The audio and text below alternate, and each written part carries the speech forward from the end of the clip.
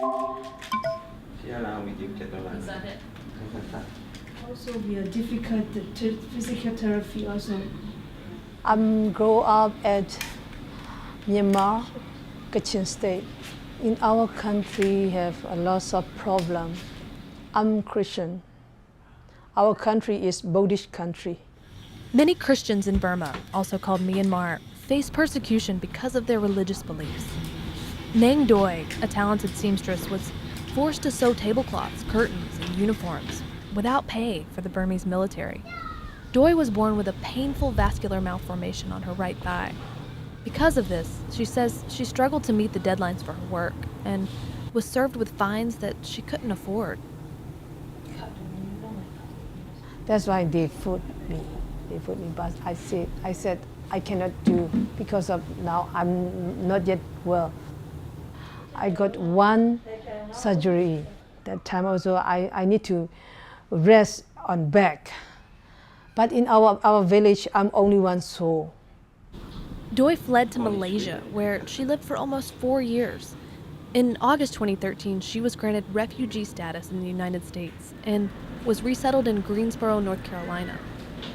Sui and Boy, whose last names we are withholding because of safety concerns for their families, are also refugees from Burma who now live in Greensboro. They too were victims of forced labor.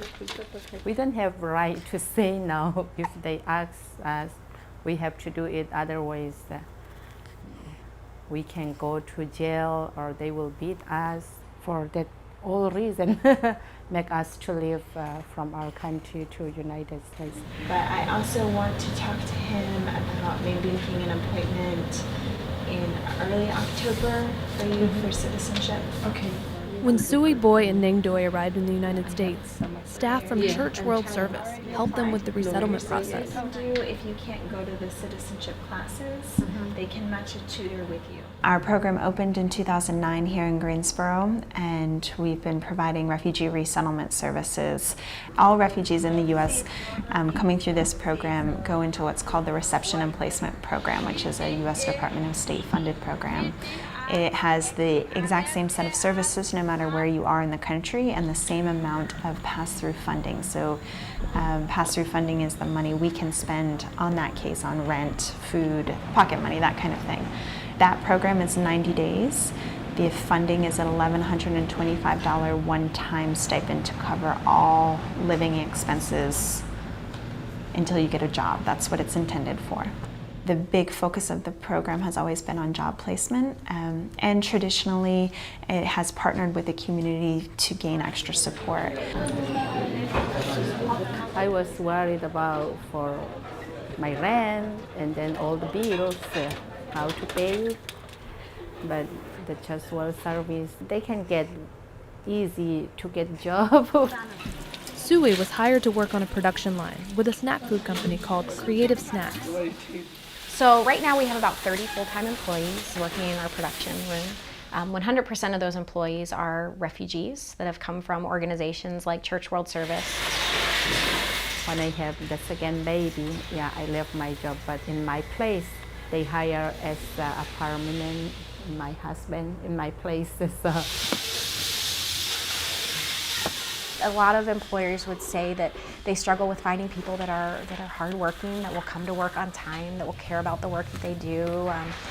We don't struggle with any of those issues. Our people come to work, they work hard, they come on time. Some of the issues that we struggle with are communication barriers. We have varying levels of English understanding and speaking, but also cultural differences. And a lot of times we don't know what those cultural differences are until we do have an issue. To help grapple with these challenges, Church World Service offers employee training classes. Number 9, creates new recipes. Which job is that? You know, on one day they'll do mock interviews and interview prep, so they'll practice things like shaking hands and introducing yourself. Other days they do application, completion or understanding tax forms. How are you? What's your name? Where did you come from? What is your name? We're just trying to keep everybody out of the water, basically. I mean, we're trying to keep everybody on that, with a hand on that bottom rung, so that when we get them a job, they still have an opportunity to climb up.